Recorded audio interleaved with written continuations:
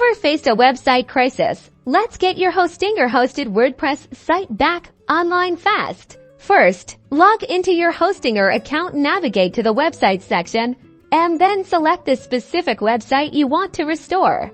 On the left-hand menu, find and click on Backups. This is where you'll see all your available website backups.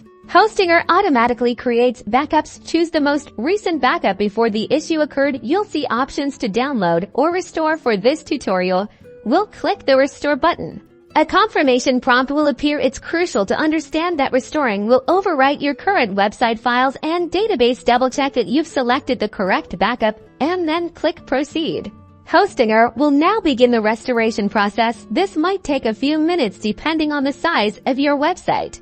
Once complete, you'll receive a notification. Visit your website to confirm everything is back to normal. You've now successfully restored your WordPress website from Hostinger.